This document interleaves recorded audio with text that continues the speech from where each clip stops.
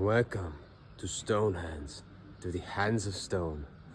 Now we are in Italy, the land of the stones, where you can find from granite to marble and everything between.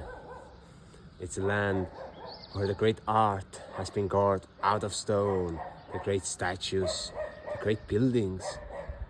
And it's beautiful to see the symphony of a human soul being enclosed in those buildings, in those statues, in the architecture, and in the vision that the ancients have had and have given it forward to the next generations.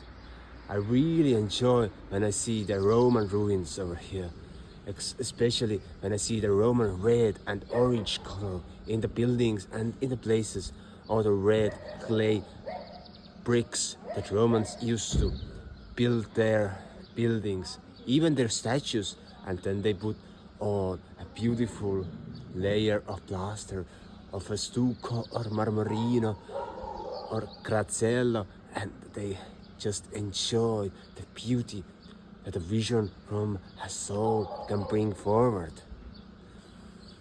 Here I am gathering inspiration how to create walls, ceilings, stone walls, and actually frescoes upon the walls.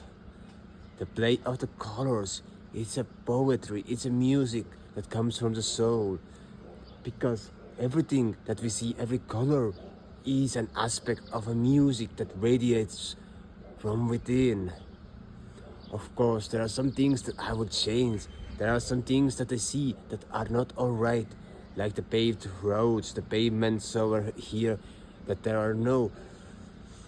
in many small towns over Italy, there are no room for the civilians to move around, to stroll around, to walk. It's all made for the cars, the streets. But why?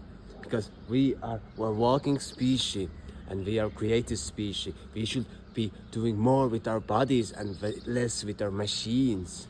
Of course, with machines and etc., we can make great architecture. But when we drove through Milano, I saw those huge, awful skyscrapers, which are the architecture of the machines. But when we look to the rural art and to the statues, etc., they are made by arms, made by hand, or even some made by the ancient holographic technology.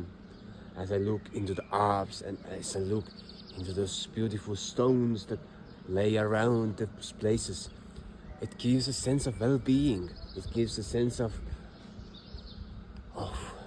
fulfillment to the soul, as many of the stones are paramagnetic. They radiate in a way that the soul feels good.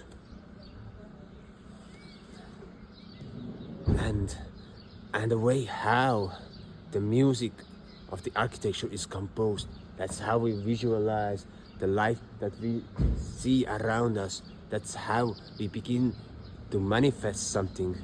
So when we listen to beautiful music like classical music that is harmonious, yes, I mean harmonious classical music, we are able to construct harmonious buildings like the ancient cathedrals, where the acoustics are just amazing for singing songs, singing chorals, or even for overtoning.